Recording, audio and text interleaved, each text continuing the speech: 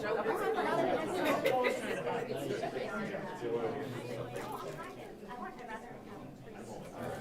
you all so much.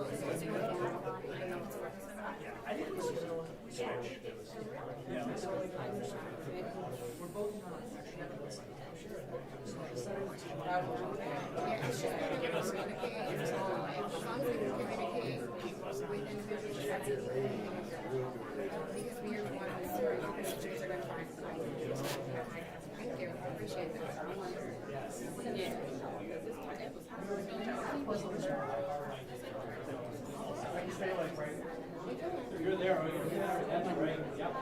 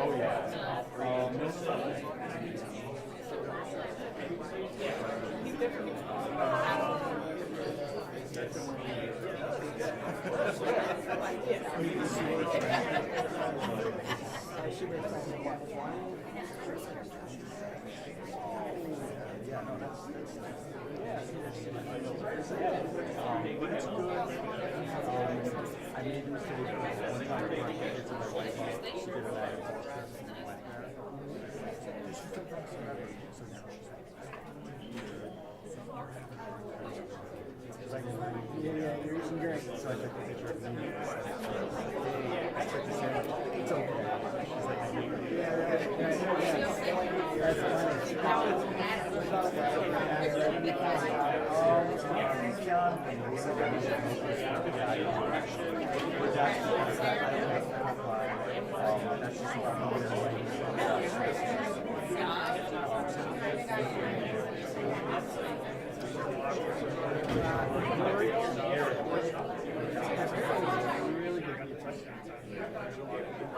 I like the fit.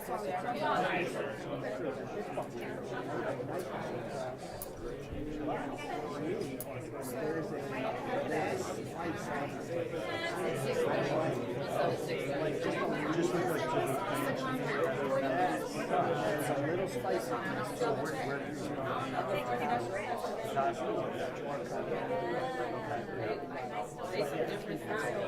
very good. I mean, I do, but I like the Mexican. I mean, just barely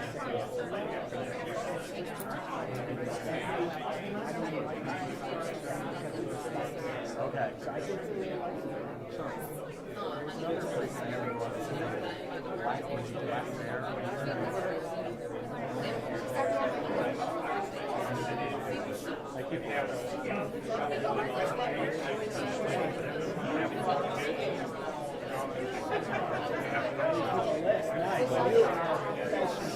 Actually, I now graduated, so it's not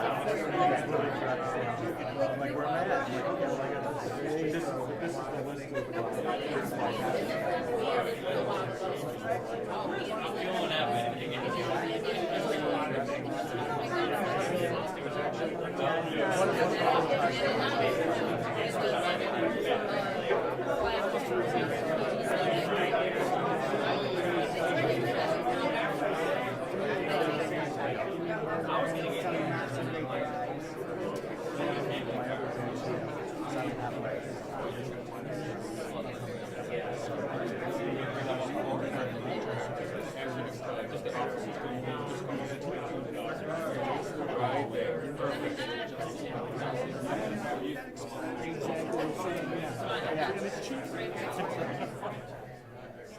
If they would, all right, we got it. I would want to. I just can see that. Meet the table. Yes, I see that. See, I'm gonna go with carpenter. Person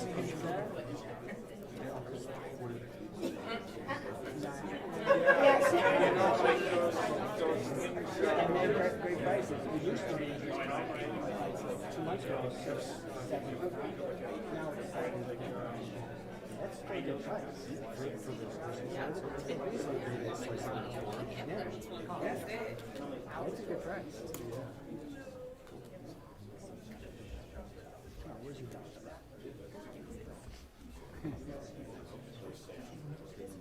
Yeah.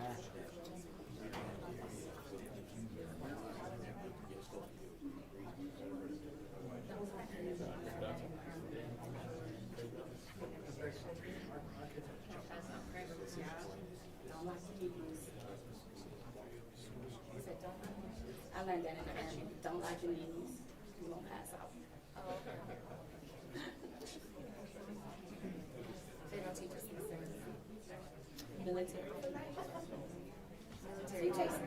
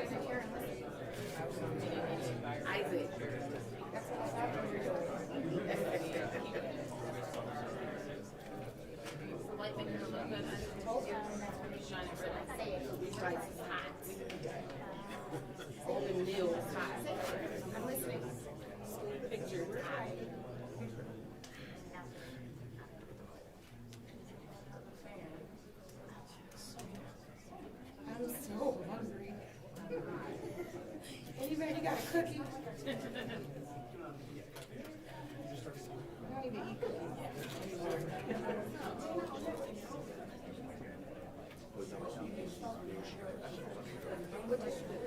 I had a drink of yogurt from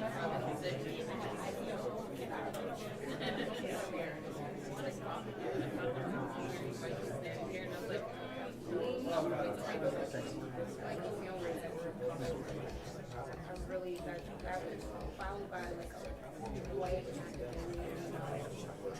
like both ways.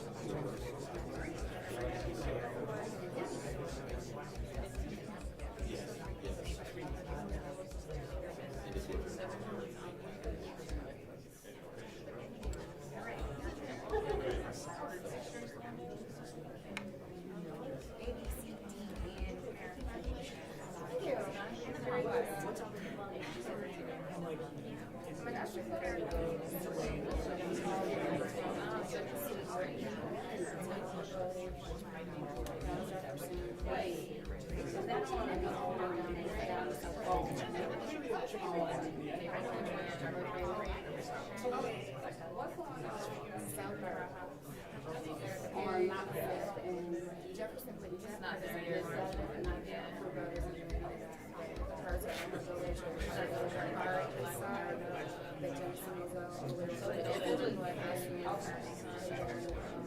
before that, it was the right. That was back when I first got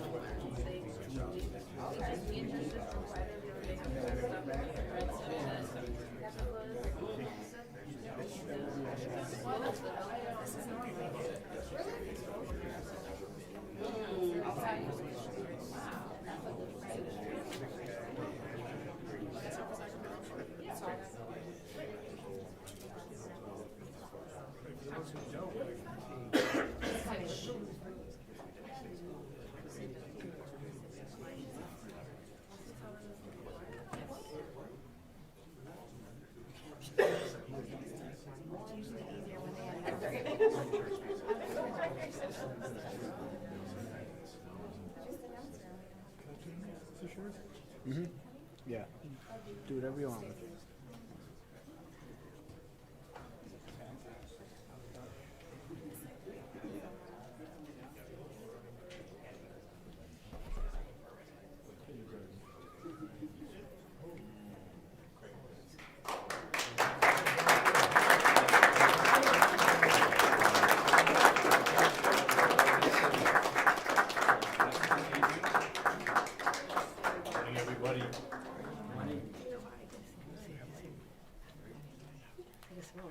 Everybody here, good morning, good morning. There's no place like home, coming home to Buffalo in the dead of winter. But the whole state is freezing, so there's no relief anywhere, but it's been, I'll comment on that later. But as you all know, it is an honor to come back here and to do my first event with someone who's been a long, long friend of mine since his early career, and that is our mayor, Sean Ryan. So I'm looking forward to working with him on public safety and talking about the finances of the city and talking about infrastructure needs of the city as well. So we're going to be great partners. Our interim commissioner of police, Craig Macy, thank you for all you do, and our men and women in blue. I am grateful to everything you do, and from the time you wake up in the morning till you go to bed at night. You're out there helping people during storms and trying to rescue people, and you are the reasons we can talk about some really good statistics that we were not able to talk about a few years ago. We weren't able to talk about this a couple years ago. And I want to thank the council members for making the investments in public safety with us. You have a lot of my friends are council members here as well. So, and all of our community providers who are the ones, the front line, this violence disruptor programs. I work closely with them. My husband worked closely with them when he was United States Attorney and worked in the U.S.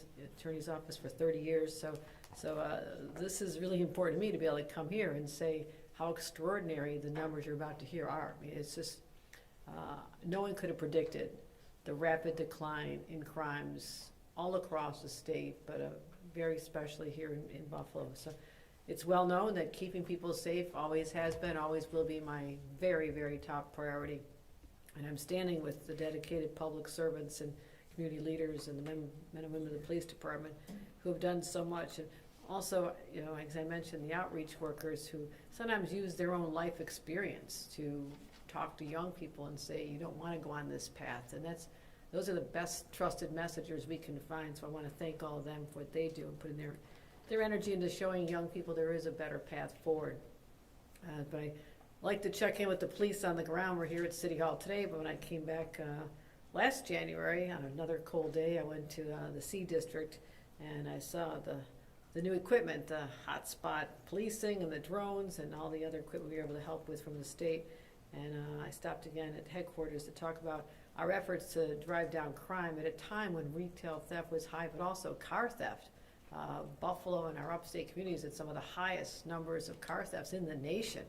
So I just want to say we've been on a long journey together, and as Buffalo Bills fans, we never spike the football, and we also never say mission accomplished. But we're here just to take the temperature and talk about the progress that's been made, and to thank those who've been involved in this.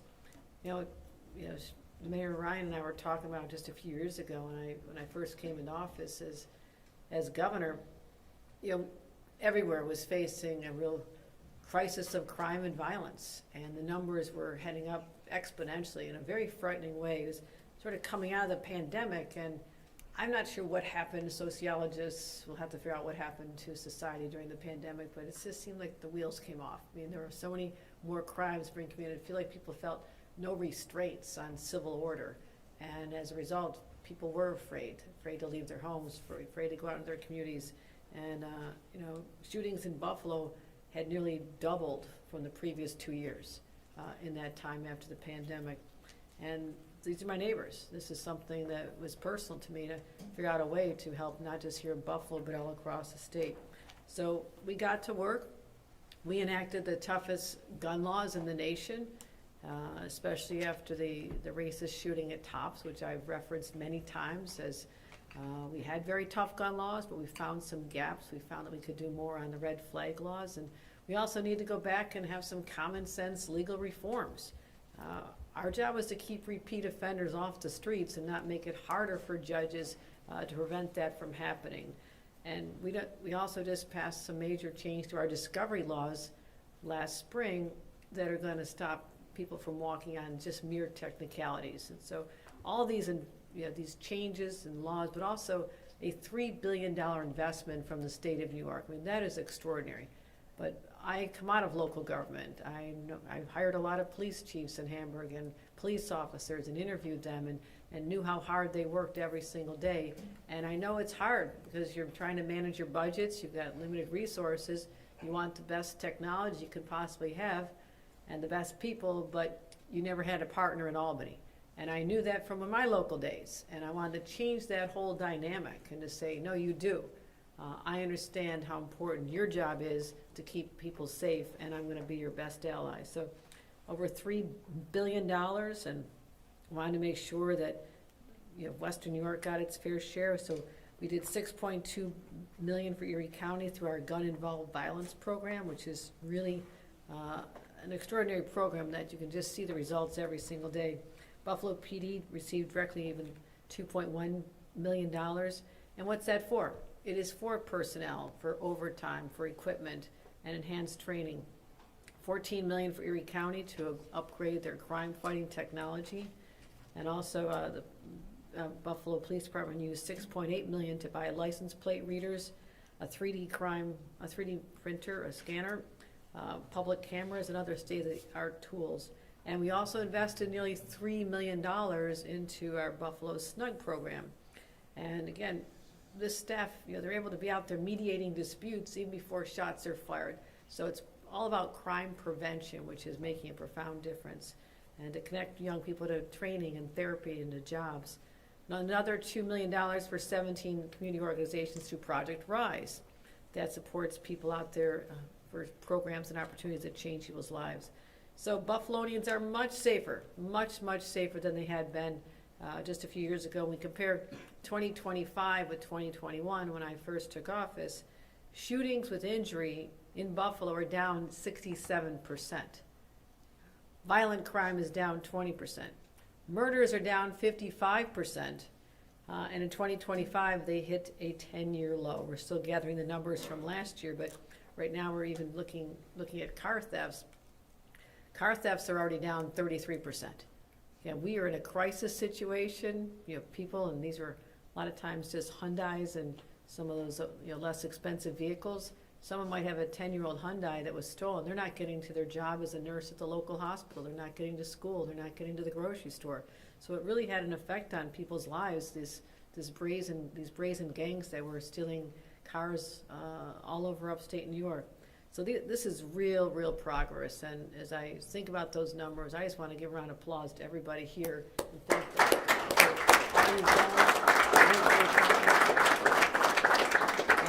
But we're not done because one crime is one crime too many, and we're doubling down on what works.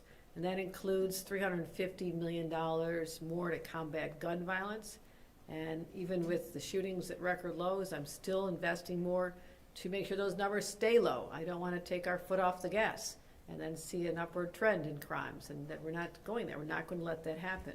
So I want to make sure that we're also changing the law when it comes to one of our newer threats, which is 3D printed guns. These are homemade killing machines that you can assemble with pieces without a background check. You can assemble it at your kitchen table. And I don't want these people to convert their homes into firearm factories, which we've outlawed in the state of New York. So we want to go after what we call the plastic pipeline, not the iron pipeline, but the plastic pipeline. And we're going to pass a law I just introduced that require all 3D printers to include software that blocks the printer from creating a gun. So we outlawed 3D printed guns, of course we did. But now we're saying any 3D printer sold in the state of New York must have software that blocks the capability to even create these deadly machines. And we'll have stiffer penalties for manufacturing ghost guns as well. Want to help law enforcement have police be able to use wiretaps to get stronger cases. And also, we're going to ban handguns, because I also saw a 3D printer do this. Handguns can be already converted into semi-automatic machines able to fire 1,200 rounds per minute, made with a little plastic device off a 3D printer. So you can have a Glock, you can add this device, and it goes from this handgun to a machine gun, 1,200 rounds per minute. So my message to gun manufacturers who think they can sell these, you're not selling them in New York. Once we pass this law, that era will be over. But also, I want to continue working with our friends in Buffalo. You're the ones on the ground, especially our law enforcement and our violence disruptor groups. You see the trends. Again, the trend toward 3D guns was not even there a couple years ago.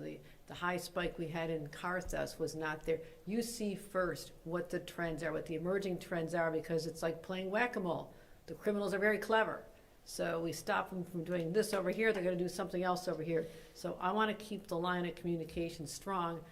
The trends are starting to emerge. Let's see how we can get on them easier with our crime analysis centers and track trends across the state of New York and put a real dent in and thwart their efforts before crimes are even committed. That's how you keep people safe. And I'm really honored again once to work with someone who understands this, and that is our Mayor, Sean Ryan, who I'm going to welcome up to say a few words. Thank you.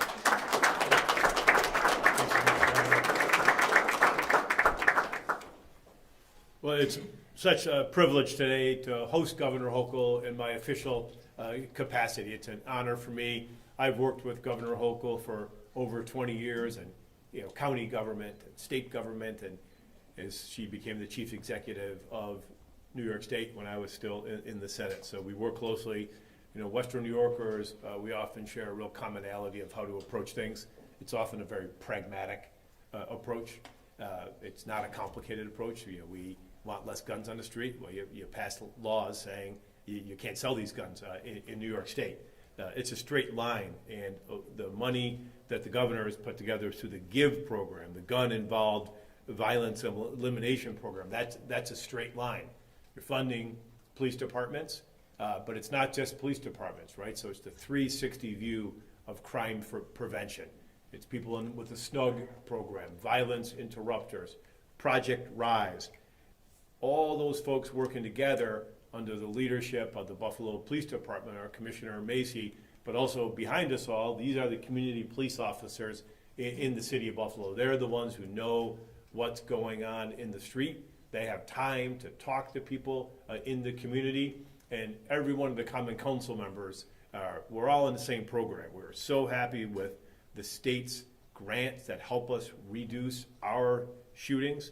So here's the good news. In Buffalo, since 2021, shootings are down by 2/3.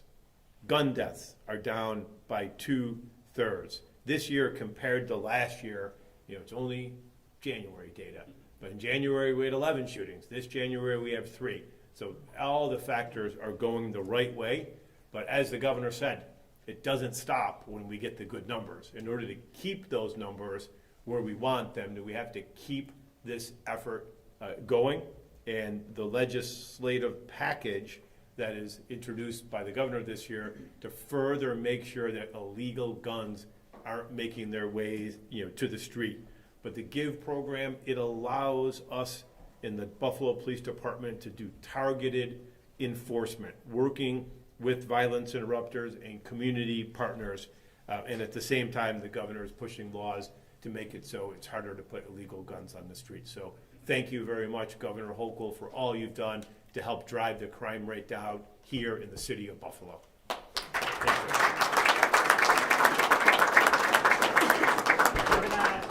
While we have everyone, we're just going to take a couple on-topic questions on today's announcement, and then we'll break before we do some off-topics. Does anybody have on-topic, Claudine? Can you talk about how you measure the effectiveness of gun prevention programs?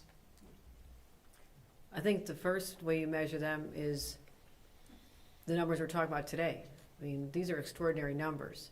But as my team will tell you, I'm very much a technocrat when it comes to evaluating whether or not the money put behind programs is actually delivering. And I'm very excited because sounds like a different topic, but it's not. What we did with Empire AI and making that massive investment in building the nation's largest supercomputer dedicated for AI for public good, the University of Buffalo, I'm actually going to be using that to put in all the programming I have and have artificial intelligence be able to tell me what is working as well. So that is an initiative I'm excited about. So that's one little further down the road, but I want to use technology to help me decide, is our money being spent in the best places? Because if it's not, the money's going somewhere else. We're not going to keep anything just going along because it was funded years ago with a certain hope, but that hope has not materialized. But when I talk about the GIVE program and our direct money for law enforcement technology grants, big parts of our $3 billion investment, I know those are working. The numbers bear out. We do a lot of analysis across the state. The uniformity between all of those locations that have those dollars to give communities, it is almost identical to what we're seeing here in Buffalo. So I know that money is making a difference. And the other way I get data back, I talk to the police officers, and they tell me what's working. And it's the money that we did for, and I'll just digress for a minute, but a year ago when I was visiting the C precinct, they had just received money from the state for new drone technology, and literally told me that they were trying it out like maybe a week before, maybe 2 weeks before, and there was a woman that had, maybe with dementia, had wandered out of her nursing home and was buried in a snowbank, and no one could find her. Am I telling this to you? Were there, former mayor. And because they had the drone with the infrared technology, they're able to find this woman buried in the snow and get her home safely. And they said if they did not get that technology from the state just a short time before, they would not have been able to do that. So those are the kind of stories that I'm paying attention to. So I'm going to keep investing in those for sure. Governor, what about investing, going more old school? Cops just walking the streets. I know South District Councilman, when he was mayor, Scanlon, he had a program that was very effective. Do you see the state emptying up more money to have police actually just walking the neighborhoods? Our money is allowed for that. It's for personnel and for overtime. So when we allocate the money, each community is different. Some more rural areas don't have a lot of streets to walk. It's more highways. They need more money for patrols. For them, something like computers and technology inside the vehicle is more important. So I want to leave that. I don't want to, because I come out of local government, I want support from Albany, from my localities, without telling them that I think I know more than they do about how to police their communities. I do not. And I want to give them the resources they need to do their jobs and report back to us. Commissioner, maybe you can weigh in here. I mean, when we're talking about targeted enforcement, to your point, what does that actually look like in reality in Buffalo? Sure. Thank you. Thank you for that question. So targeted enforcement, it's data-driven programs. Back to your question, sir, with respect to being able to have walking details, GIVE does allow for that, and we can use those funding lines for these types of programs and initiatives. So targeted enforcement, again, letting the data tell us where the problems are, listening to everybody that has community meetings. All the council members have community meetings. We can go there. The CPOs attend these meetings. We have the ability to hear, right, and then listen, look at the data, and then use these funds that the governor has provided to us to be able to implement that. So are we going back to kind of the policing structure that was done under former Police Commissioner Joe Gramalia, like in terms of directives, in terms of direct patrols, in terms of putting police officers in areas that are data-driven hotspots? So we have never gotten rid of that philosophy. We've been successful with that the entire time. I had a different meeting or a press conference where somebody asked if things are changing, right? We're sticking with what's working. Every mayor, governor has the ability to put initiatives on there. We will continue to stick with what's worked and maybe possibly add on or kind of change a little bit. Time for one more on today's announcement? Okay, All let's right, take a little break. All right. Everyone just stay where you are. We're just going to do photo. Sorry, I gotta get up. No, just coming back. Come back.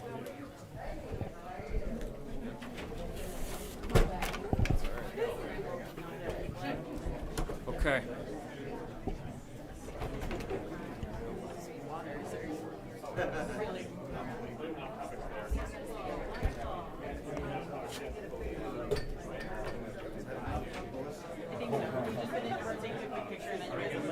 Then we're gonna move it back, right?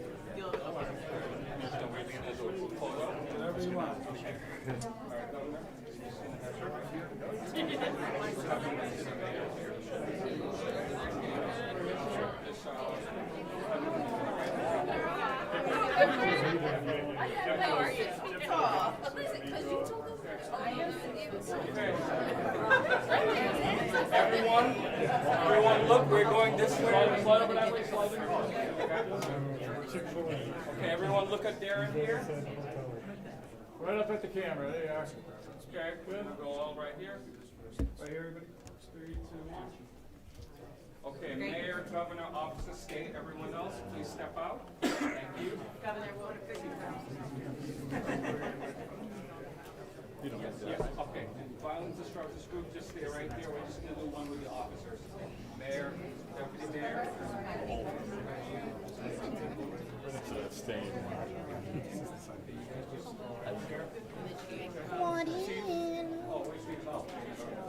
Okay. Everyone look over here. Everyone right here. I'm gonna grab one more. 3, 2, 1. Thank you. Governor and Mayor stay. Officers, please exit. We're gonna have the anti-violence. Okay. Have you on the side. Megan, just go to the governor's side here. Yes. Okay. We'll have Joe next to you right here. Do one more on this side. No hiding today. Okay. Good. All right, everyone. Actually, start on this side. Yeah, I got it. Right there. Perfect. Okay, everyone look over here. One more. 3, 2, 1. Last one. 3, 2, 1. Okay, great, thank you. Yes, if you want to be a star program manager. That's what I told you. Darren.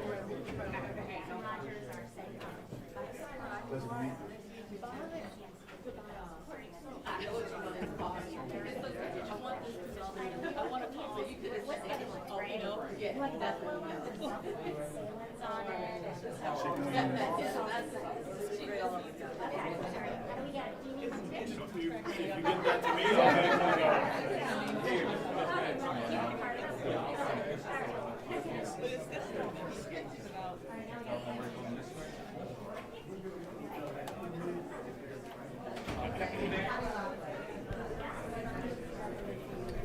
We're gonna come back out for off topic shortly. Water bottle.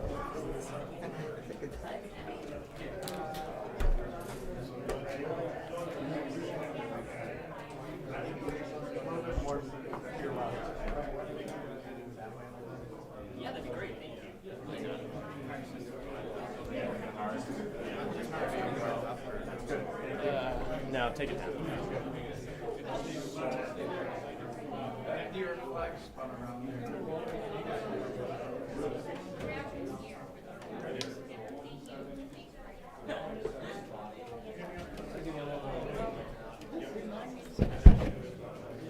He's never going to actually fire. Okay. He's saying it. It's like maybe it's evidence, maybe rods. I'll do it. I will someday.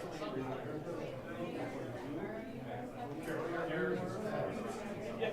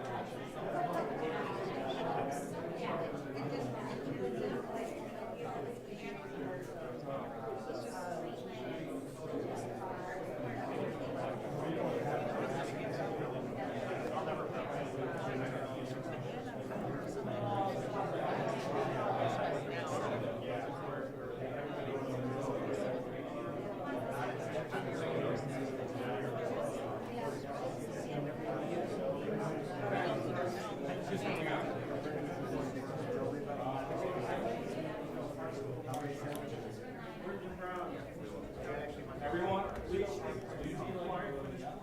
Thank you. All right.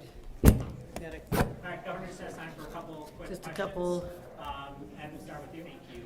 Governor Hochul, we've seen in, the last time we spoke here, I asked you about money for Buffalo, and you said the answer is not no when it comes to money coming to Buffalo from the state. We've seen water main break after water main break in the last month and then 2 weeks alone. What money can come from this, let me re-ask that, let me ask that one more time.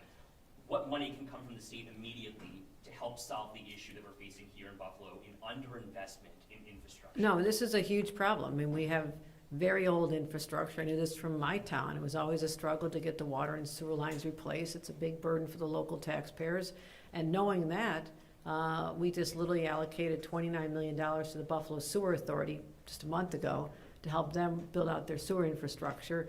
But with respect to the water lines, in my budget, I have $3.75 billion, $500 million a year to help localities like Buffalo when they apply for this, because it's going to be a massive undertaking. You know, statewide we're seeing this, and so obviously the extreme colds are creating more pressure than usual, but this is going to keep happening, and it was devastating what happened to people last night up on Hurdle and Military. 26 individuals, and a lot of people affected by this. So we do not want this to be the norm. On the other hand, this weather is not the norm. This is an extreme deep freeze, but that still begs the question, like, can we get this infrastructure fixed? And the answer is it has to happen. So Okay. Go ahead. when you hear Mayor Lyons say that the infrastructure in the city of Buffalo has been underinvested in, what does it tell you about the past administration? Well, that happens all over the state. It's a matter of finances. I don't know any mayor that could absorb the entire cost of replacing 100-year-old water and sewer lines is not possible. But there hasn't been a governor who invested. I've already invested $6.8 billion in helping communities out because, again, my experience coming out of local community, I know you cannot do it alone. So that's just the fact that we're a very old state and infrastructure was put in over a century ago. And then we'll go to Claudine and end with Jim. Just looking ahead, know you're running again for governor, and then to get the endorsement of Mamdani, and then hearing now that India Walton from Buffalo is now going to partner up with the lieutenant governor. Thoughts on that? No, I feel very confident heading into this election, but I'm a Buffalo Bills fan. We never, the game's never over until it's over. And so I take it very seriously. I've run many, many years out of this community, most of them, and election is a chance for me to talk about my accomplishments, and whether it's talking in Buffalo about this incredible story about how the crime rates have plummeted. I mean, this is an issue that Republicans weaponized for many years against Democrats, and I'm not sure what they're going to use this year in November when I face a Republican challenge, because we've taken this off the table. And I would say also they have a lot of explaining to do on supporting policies that are hurting innocent people, with the immigration policies being so overzealous. And so that's something we're also focusing on. So no, I feel like a campaign gives you an opportunity to tell your story, and we've made extraordinary progress, whether it's putting money back in people's pockets, upwards of $5,000. And remind everybody, this is the first year people with little children can get a $1,000 tax credit this spring. Cell phones out of schools. Didn't cost barely anything, but what extraordinary transformation we're seeing in our children, and also public safety, affordability, and helping our kids. So I'm looking forward to just telling the story. That's what a campaign is all about to me. Last question, Jim. Governor, there's been some issues about the DOT signage by the roundabout by the Peace Bridge. Have you given any directive to the DOT to maybe straighten that out? Yes, absolutely. My DOT is contacting the mayor today to talk about some temporary signs to go there, but also we're working with the Peace Bridge Authority to have additional measures, whatever else we can do. The Thruway Authority is prepared to have more permanent signs off the 190, trying to deal with the fact that people are making a mistake that can have some real consequences. So we want to straighten that out. Governor, will you sign the Medical Aid in Dying Act? Yes. You will sign it? Yes, I negotiated significant amendments to it that helped me get to the place of support. Again, this was a very difficult decision for me to make. It's not easy. And I felt that my own upbringing and my own religious values are part of who I am, but cannot affect decision-making I do on behalf of 20 million New Yorkers. And so I thought long and hard about this, and decided, after hearing many families who were just, heard their loved ones begging for relief, I thought I could do this with more guardrails than had ever been proposed anywhere in the country, so it's not abused by a caregiver or someone who just, wants an exit strategy from life. This is someone who's received a terminal diagnosis. They only have 6 months to live. There has to be verification, recording of the person saying, I want this, so there's no coercion. And there's a handful of changes that I required before I would sign off on it, and the legislature adopted those changes, so I'm prepared to sign it. Thank you, everyone. Thanks, everybody. Mr. Mayor, Mayor, are you able to? We just want to talk about the. Hold on, I'll be right back. Okay.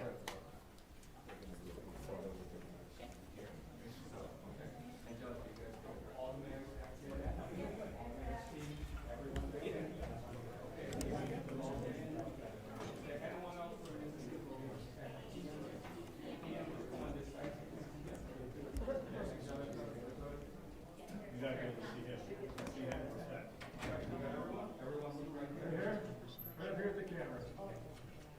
Oh, thank you.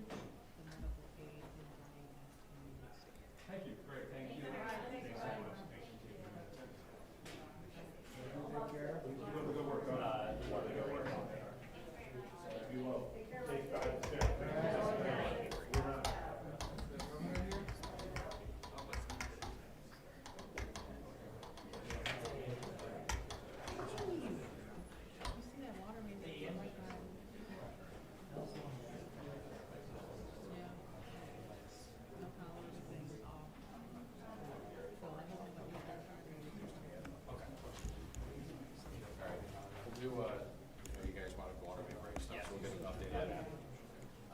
Mayor, I was just wondering if you could talk about, because the water main break last night, another one this morning, maybe one or two this morning. Are you running out of personnel to deal with it, and are you getting concerned that you may not have enough personnel to deal with it? What we are is we're stretching our personnel thin. So whether it's snowplow drivers and mechanics, they've been going 24 hours for almost 2 weeks now. And the same thing is happening with the folks from sewer and water. We're stretching them out thin. So they were out last night, late, back on the site early this morning. And then we had a few other water main breaks, not quite as significant as the one last night. But we're getting the job done. But we hope for a little relief from Mother Nature. A few days of above 32 degrees would be so beneficial to the city of Buffalo in so many ways. But it looks like we're not going to get that until after the weekend. So we're going to keep working hard, and I really appreciate and recognize the work that all the city employees have done, whether it's snowplow drivers, mechanics, keeping those aging snowplows back in service. They're, snowplows are coming in limping. Mechanics are getting them back out on the road. And then everybody who responded last night, the fire department, the police department, the water, the sewer, everyone was there, and it was a great effort. And, really hats off to the Buffalo Fire Department last night, the Swift Water Rescue Team. They were on the site so quickly. They put on dry suits.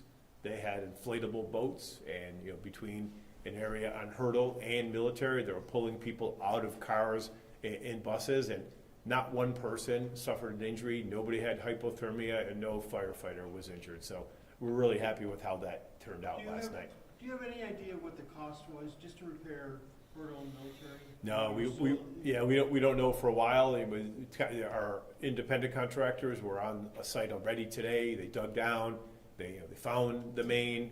They're evaluating it now, but the larger cost is going to be the damage to the street on that intersection, because it was a 36-inch water main that was under a lot of pressure, so it buckled pavement, in and around that area. But this is a tough time to repair. Like the asphalt factories aren't open in the winter, so we're going to have to patch it together as well as we can to get traffic going through there. But it's going to be tough going on the intersection until the summer. Mr. Mayor, last night you said that the city has underinvested in infrastructure for many, many years. Yeah, we have. We heard from the deputy mayor that we should expect this to continue happening even into the warmer months. Yep. What are we doing here in the city of Buffalo? What are you doing in the city of Buffalo to be proactive and stay ahead of this? And I understand that you can't really expect a water main break, but knowing that there's underinvestment in the city in infrastructure, what are you doing to invest in infrastructure? So, while you can't actually predict where the water main is going to break, You can't. you do know. Why you can't actually, but what you can do is you devise an infrastructure program. And that infrastructure program will be aimed at areas that have the oldest pipes. So, it's a combination of old brittle pipes with these deep freezes. So what the city hasn't been on is a program of infrastructure repairs. So we're going to get on a program with the DPW for our streets, but we're also going in the same program for our water and our sewer. And it's important to remember there is unprecedented state money that's been available for water and sewer over the last few years, and we are going to make sure that we fully utilize that state money that's available. So we want to maximize any money that could come in from the outside, but the state's only going to invest in us if we show that we have a pragmatic, rational, multi-year plan, and not just fixing things on the one-off, and that's going to be the difference. So did we miss that funding? Do we not apply for that funding? What is the We've problem missed funding. We've missed funding over the last few years. There's road funding that we didn't apply for. There's road funding that we received that we never put on the street. So so there's been a lot of missed opportunities. We're not going to miss any opportunities going forward. It's an old city in an old state, and if the state is making money available, we are going to try to get every dime that we can out of New York State to help Buffalo update its infrastructure. The people in Jasper Parish, they are obvious, some of them at least have been forced out of their own homes. What's the message for those folks? And you know, is this just one more issue for Buffalo? Hold on 1 minute.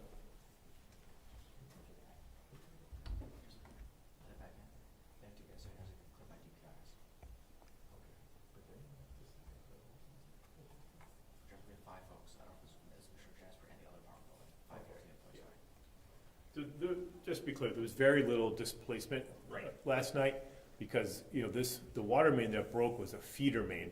So it wasn't the water main that delivered water to those neighborhoods. So very few people were without water last night, and only a small number from a couple apartment buildings had to leave their homes.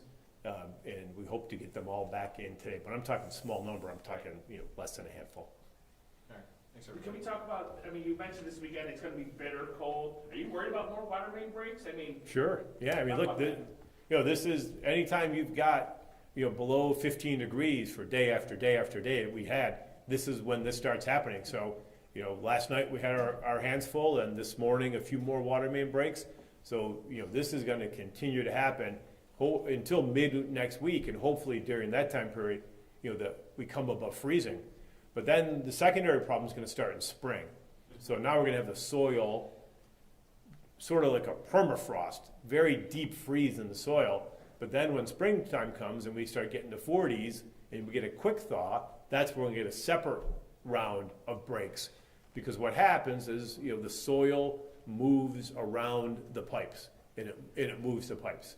So new pipes could break, but old pipes are really susceptible to the breaking because they're more brittle, and the valves themselves are you know, they're old, and so that's usually where we get the failures, where two pipes come together. Can you just talk about asking the county or state at all for help? Do you plan on asking the county or state at all for extra help, whether it's manpower, finances, a pipe of help, anything like that? You know, it goes back to having to have a long-term infrastructure plan, and not just respond, you know, to emergency. So there's always ways to respond to emergency, but we don't want to be in this mode. You know, we want to be changing our infrastructure on a multi-year plan. That you know, that's our goal, not to wait until an emergency happens and then, you know, see how well we respond. And we did respond, you know, really positively last night. It was, you know, I was on site, you know, to watch the fire department, you know, go through, and they said it all worked according to plan. But we never really thought we'd be doing water rescues at Hurdle and Military. But they were there and they did it. Thank you. Any thoughts on what Governor Hochul said about the roundabout by the Peace Bridge? Sure. You know, Ian wants me to stop on this question. He's ready to kill me right So look, this is, you know, we redesigned a Peace Bridge Plaza over a decade ago. It's a great program. It got all this traffic out of the west side, off of Porter Avenue. But the Peace Bridge Plaza has become unforgiving for people who make wrong turns. Before the wrong turns, people who made the wrong turn were allowed to do a U-turn in front of Customs or to exit onto Vermont Street. Under this new administration, people are no longer able to do the turnaround. And it's led to people getting arrested, people being subject to unlawful confinement. You know, we recently had a case where University of Buffalo employee who had all the proper paperwork and credentials to work in this country took the wrong turn. And, you know, he ended up not being able to come home for quite a while. So we're going to work with the city's Department of Public Works and the state Department of Transportation to see what changes we can make at that roundabout where you have two choices to make. You get on 190 or go to the Peace Bridge, but those are fast choices. And they're also going to engage the Peace Bridge Authority to see what we can do to make it a little more forgiving at the Peace Bridge. All right, we've run into our hard outs. We're walking out. Thank you. Thanks.